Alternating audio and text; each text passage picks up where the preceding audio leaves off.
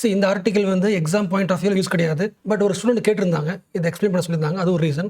ரெண்டாவது, இப்போ இருக்கிற கரண்ட் ரியல் பொலிட்டிக்ஸ் தெரிஞ்சுக்கலாம். குளோபல் பொலிட்டிக்ஸ் என்ன மாதிரி போயிட்டு இருக்குன்றத ஒரு சின்ன ஒரு 3-4 பாயிண்ட் இருக்கு, அதை பார்க்கலாம். ஸோ ஃபர்ஸ்ட் ஒரு பேசிக் கொஸ்டின். ஸோ இது வேர்ல்டு மேப். இந்த வேர்ல்டு மேப்பில் எப்பொழுதுமே ஃப்ரெண்டாக இருக்கிற 2 கண்ட்ரிஸ் நீ 2 பேரை சொல்லலாம். America, Europe. இந்த 2 பேருமே எப்பொழுதும் ஃப்ரெண்ட்ஸ். இவங்க 2 பேரும் சேர்த்து ஒரே பேர் சொல்லுவாங்க. வெஸ்டர்ன் பவர்ஸ் சொல்லுவாங்க, வெஸ்டர்ன் குரூப்னு சொல்லுவாங்க, டெவலப்டு கண்ட்ரி சொல்லுவாங்க. ஸோ மோஸ்ட்லி யூஎஸ்ஏ என்ன பாயிண்ட் ஆஃப் வியூ சொல்லுதோ அதுக்கு அப்படியே ஆப்போசிட் யார் சொல்லுவா? ரஷ்யா. யூஎஸ்ஏ பாயிண்ட் அப்படியே சப்போர்ட் பண்ணுறது யாரு?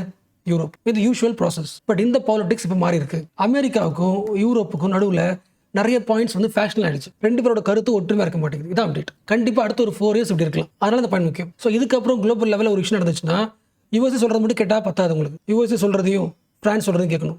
USA, Germany, USA, UK. So USA சொல்கிறது வேற, யூரோப் சொல்கிறது வேற மாதிரி ஆனால் கருத்து உருவாகலாம். That is the reality. இன்னொரு முக்கியமான பாயிண்ட், இந்த ஆர்டிகல் இருக்கிற பாயிண்ட்ஸ்லாம் பார்க்கறதுக்கு முன்னாடி இப்போ யூஎஸ்ஏ ஒரு பாயிண்ட், யூரோப் ஒரு பாயிண்ட், ஒருத்தவங்க ஒரு பாயிண்ட் பேசும்போது இந்த குளோபல் லெவலில் பீஸ் உருவாக்குறது ஈஸியாக கஷ்டமா? இன்ஸ்டபிலிட்டி தானே. எல்லா கண்ட்ரியும் அமைதி தான் ஆசைப்படுது. ஃபார் எக்ஸாம்பிள் ரஷ்யா உக்ரைன்னா அமைதி உருவாக்கணும், இஸ்ரேல் காசால அமைதி உருவாக்கணும். பட் அமைதி உருவாக்குறதுக்கான ஆரிஜின் பாயிண்ட் எதுனா எல்லா கண்ட்ரியும் பாயிண்ட்ஸ் ஒன்னா சிங்க்ரனைஸ் ஆகணும். பட் ஆல்ரெடி சேமா சிந்திக்கிறவங்க நடுவில் ஆகுது, ஒரு ஃபேக்ஷன் உருவாகும் போது பீஸ்ன்றது ரியாலிட்டியில் வராது அப்படின்றத பாயிண்ட். ஸோ பீஸை உருவாக்குறதுக்கு எல்லா கண்ட்ரியும் ஒரே மாதிரி யோசிக்கணும், அது ஒரு பாயிண்ட்.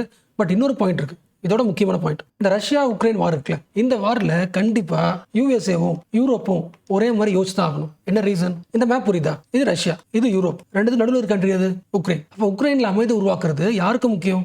யூரோப்புக்கு முக்கியம். இந்த பாயிண்ட் புரிஞ்சுல. உக்ரைனோட பார்டர் வந்து யூரோப் கண்ட்ரீஸ்லயும் டச் ஆகுறதுனால மேபி என்ன ஆகலாம், இங்கே வார் நடந்துகிட்டே இருந்துச்சுன்னா அடுத்த வருஷம், அதுக்கடுத்த வருஷம் வார் ஸ்ப்ரெட் ஆகலாம்ல. கரெக்டாக? அப்போ எவ்வளோ சீக்கிரமாக அந்த வாரை முடிச்சு வைக்கிறோமோ அது முக்கியம். ஸோ ரஷ்யா உக்ரைன் வாரை ஸ்டாப் பண்ணாதான் யூரோப் என்ன உருவாகும்? ஸ்டெபிலிட்டி உருவாகும். அப்போ யூரோப்போட ஸ்டெபிலிட்டிக்கு ஆட்டோமேட்டிக்காக ஹெல்ப் பண்ண யார் வருவா? அவனோட ஃப்ரெண்டு யார்? அமெரிக்கா தானே. ஸோ ரஷ்யா உக்ரைன் வார் எப்போ ஆரம்பிச்சதோ அப்போ இருந்து யூஎஸ்ஏவும் யூரோப்பும் எல்லா கண்ட்ரிஸும் ஒன்றா சேர்ந்து முடிவு பண்ணுவாங்க. அந்த முடிவை தான் இம்ப்ளிமெண்ட் பண்ணுவாங்க. பட் ட்ரம்ப் வந்ததுக்கப்புறம் யூஎஸோட பாயிண்ட்டும் யூரோப்போட பாயிண்ட்டும் இந்த ரஷ்யா உக்ரைன் வாரில் வேற மாதிரி இருக்கு. இதான் ஃபர்ஸ்ட் கான்ஃப்ளிக்ட். உங்களுக்கு புரியுதா?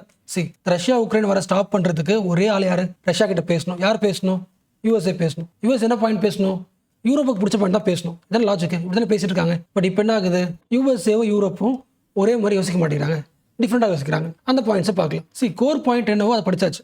இதான் அப்டேட். ஓகே, இப்போ அந்த பாயிண்ட்டுக்கு சப்ஸ்டான்ஷியேட் பண்ண போகிறோம். ஸ்டார்ட் பண்ணலாம். ஸோ 2 ஈவெண்ட்டை ஃபர்ஸ்ட் பார்க்கலாம். அதாவது யூஎஸ்ஏவும் யூரோப்பும் வேற மாதிரி யோசிக்குது இந்த வாரில், ரஷ்யா உக்ரைன் வாரில். அதுக்கு 2 ப்ரூஃப்.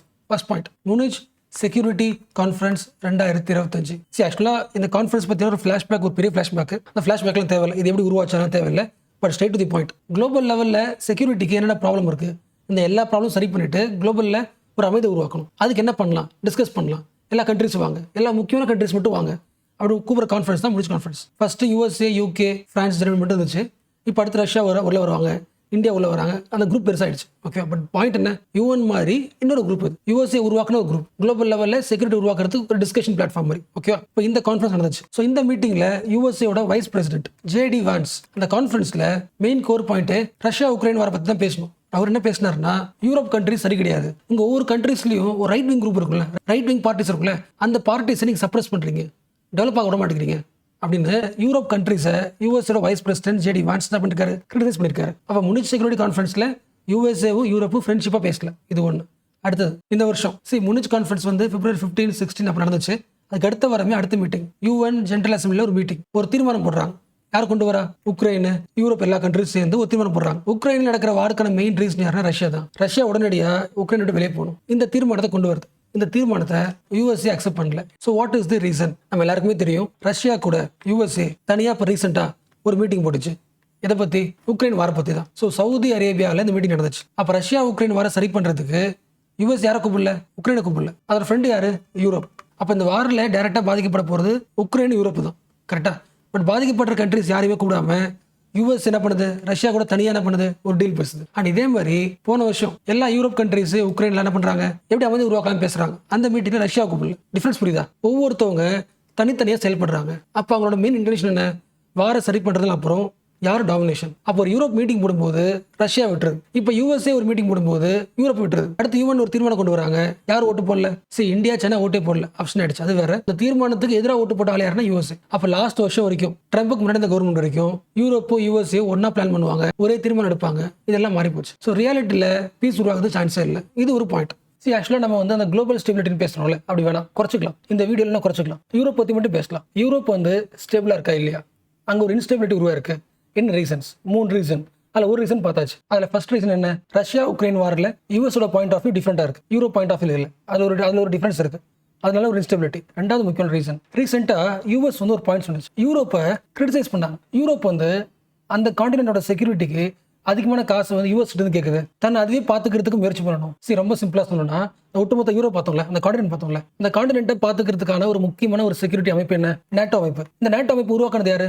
அமெரிக்கா. அந்த அமைப்பு என்ன பண்ணுது? ஒட்டுமொத்த அமெரிக்காவையும் யூரோப்பையும் பார்த்துக்குது, சேஃபாக பார்த்துக்குது. ஸோ யூஎஸ் என்ன சொல்லுதுன்னா, யூரோப் கண்ட்ரிஸ் உங்கள் கண்ட்ரியோட செக்யூரிட்டிக்கு நீங்களே பார்த்துக்குங்க, அதிகமாக நேட்டோ அமைப்பை டிபெண்ட் ஆகாதீங்க. உங்கள் கண்ட்ரியோட செக்யூரிட்டிக்கு நீங்கள் தான் இன்வெஸ்ட் பண்ணணும், நாங்கள் தேவையில்லாமல் இன்வெஸ்ட் பண்ணிட்டு இருக்கோம். இந்த ஒட்டுமொத்த நேட்டோ பட்ஜெட்டில் எல்லா கண்ட்ரிஸ் காசு போடுறீங்க, பட் யூஎஸோட பட்ஜெட் மட்டும் 16%. ஒரு வருஷத்தோட நேட்டோட பட்ஜெட்டில் நேட்டோட செலவில் 16% யூஎஸ் மட்டும் தருது. அந்த காசுல எதுக்கு?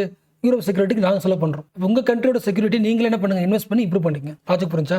ஃபர்ஸ்ட் ஒரு வார் சம்பந்தப்பட்ட விஷயத்தில் டிஸ்கஷன் பிரியுது. அடுத்து செக்யூரிட்டி சம்பந்தப்பட்டது. செக்யூரிட்டிலையும் யூரோப்புக்கும் யூஎஸ்க்கும் டிஃபரன்ஸ் என்ன ஆகுது? அதிகமாகுது. டிஃபரன்ஸ் அதிகமாக யாருக்கு ப்ராப்ளம்? Europe problem. ஜென்ரலாக வந்து யூஎஸோட பாயிண்ட் ஆஃப் வியூ டிஃப்ரெண்டாக மாறுது, அவன் கரெக்டாக முடிவு பண்ணல, அது அவனோட கிரிட்டிசிசம், அவன் மேலே வச்சுக்கலாம். பட் யூஎஸ் எடுக்கிற ஒவ்வொரு முடிவும் யாருக்கு கொஞ்சம் வீக் ஆகும்? யூரோப் வீக் ஆகும். யூரோப்போட செக்யூரிட்டி பாயிண்ட் ஆஃப் வியூ கொஞ்சம் வீக் ஆகுதா? இது எல்லாத்தோட முக்கியமான பாயிண்ட். யூரோப்பில் இல்லீகல் மைக்ரேஷன் அதிகமாயிடுச்சு. அதனால என்ன ப்ராப்ளம்? யூரோப்போட ஐடியாவுக்கு ப்ராப்ளம். இந்த உலகத்தோட முக்கியமான ஐடியா என்ன? லிபரலிசம். அந்த ஐடியாவோட ஆரிஜின் எது? யூரோப் தானே. What is liberalism? லிபரலிசம் நீங்க புரிஞ்சுக்கணும்னா அதுக்கு ஆப்போசிட் வார்த்தை பாருங்க, கன்சர்வேட்டிவ்ஸ்.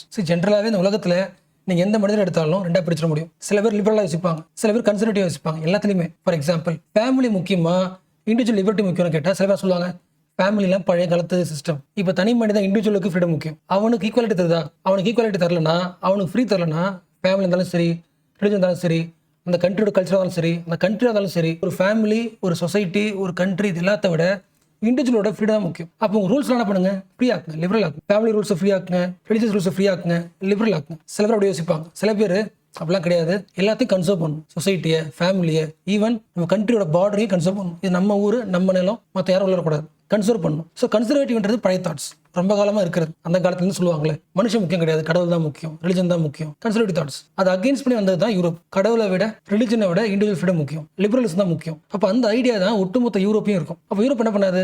இது ஒரு கண்ட்ரி, யூரோப்பில் ஒரு கண்ட்ரி வச்சுக்கலாம், ஃப்ரான்ஸ் வச்சுக்கலாம். ஃப்ரான்ஸ் என்ன பண்ணாது? தன்னோட பார்டர் ரொம்ப ஸ்ட்ரிக்டாக வச்சுக்காது. என் ஊருக்கு யார் வேணா வரலாம், யார் வேணா ஸ்டே பண்ணலாம், உங்க வேலையை பார்த்துக்கலாம், ஓப்பன் டு எவ்ரிஒன். உங்க ஊர்ல பிரச்சனையா, இங்க வரப்போறீங்களா, மைக்ரேட் ஆகி வந்துருங்க. அப்போ இந்த லிபரல் ஐடியா என்ன ஆயிடுச்சுன்னா, கடைசி ஒரு 10 வருஷம் 15 வருஷம் 20 வருஷமா யூரோப்புக்குள்ள நிறைய இல்லீகல் மைக்ரன்ஸ் வந்துட்டாங்க. யோசிக்க முடியுதா?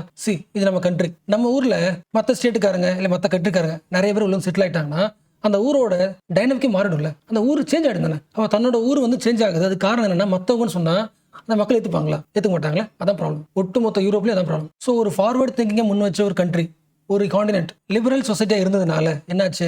Unintended consequences. இந்த மைக்ரேட் ஆகிறாங்களே, யாரெல்லாம் வந்துடுறாங்க? எல்டிடி ஸ்ரீலங்காவில் இருக்க முடியாது, பட் யூரோப்ல போயிடலாம். நம்ம இப்பயே பேசுவோம்ல, நம்ம ஊர்ல ஒருத்தர் ப்ராப்ளம் என்ன பண்ணுவாங்க?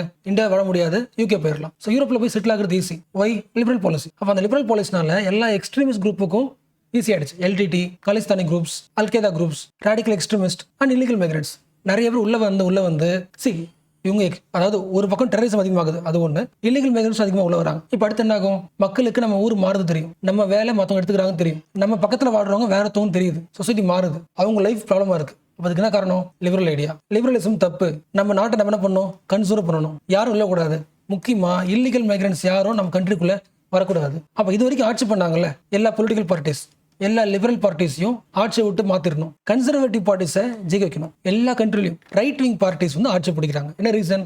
மக்களுக்கு லிபரல் வேல்யூஸ் மேல நம்பிக்கை போயிடுச்சு. லிபரல் வேல்யூஸ் தன்னை சேஃப்கார்ட் பண்ணாம நம்ம ஊரை மாத்துது, மற்றவங்களுக்கு தேவையான அலோவ் பண்ணி நம்ம கண்ட்ரி மாத்துது, டிஸ்டர்ப் பண்ணுது, தேவையில்லைன்னு சொல்றாங்க. ஸோ ஒட்டுமொத்த யூரோப்லையும் சொசைட்டி லெவல்ல, பொலிட்டிக்கல் லெவல்ல ஐடியாலஜி வேற மாதிரி மாறுது. கன்சர்வேட்டிவ் திங்கிங்கா மாறுது, ரைட் விங்கா மாறுது, நேஷனலிசமா மாறுது. இதை மைண்ட்ல வச்சுக்கிட்டீங்களா? இப்போ ஃபர்ஸ்ட் பாயிண்ட் பேசணும்ல, அதை கம்பேர் பண்ணுங்களேன். முன்னூறு கான்ஃபரன்ஸ்ல யூஎஸோட வைஸ் பிரசிடென்ட் சொன்னார்ல, எல்லா யூரோப் கண்ட்ரீஸ்ல இருக்கிற கவர்மெண்ட் என்ன பண்றீங்க? வேணும்னே அவங்க கண்ட்ரியில் இருக்கிற ரைட் விங் பீப்புள், கன்சர்வேட்டிவ் பீப்புளை சப்ரஸ் பண்றீங்க, அந்த பார்ட்டி வளரக்கூடாதுன்னு சொல்லிட்டு ஒரு வேலை பண்றீங்க. அது தப்புன்னு சொல்றாங்க. யூஎஸ் என்ன பண்ணுது? யூரோப்போட முக்கியமான ஐடியாலஜி லிபரலிசம், இவங்களை கொஸ்டின் பண்ணுது. நீங்க ரைட் விங்க சப்ரஸ் பண்றீங்க. எப்படி கேட்கறாங்க? யூஎஸ்ல இருக்கிற ஆட்சி கன்சர்வேட்டிவ் பார்ட்டி யாரு? Trump is the simple of right wing. So அமெரிக்காவில் என்ன வந்துருச்சு, ரைட் விங் வந்துருச்சு. ஸோ இப்போ இந்த ஆர்டிகளோட ஹெட்டிங் படிக்கலாம். The rights rise, right wings rise, இல்லை conservative party rise, Europe's state of denial. So அந்த ஆர்டிகல் கொடுத்த 3 கோர் பாயிண்ட் தான். யூஎஸ்ஏக்கும் யூரோப்புக்கும் ரஷ்யா உக்ரைன் வாரில் ஒரு ப்ராப்ளம் இருக்கு, மிலிட்டரி ஸ்பெண்டிங்லையும் ஒரு ப்ராப்ளம் இருக்கு. யூரோப்பை ரைட் விங் தான் ரூல் பண்ணுன்றது யூஎஸோட பாயிண்ட் ஆஃப் வியூ. அப்படிதான் சேஞ்ச் ஆயிடுச்சு, மக்களும் மாறிட்டாங்க. ஸோ இந்த பாயிண்ட்ல தான் இப்போ recent update of global politics.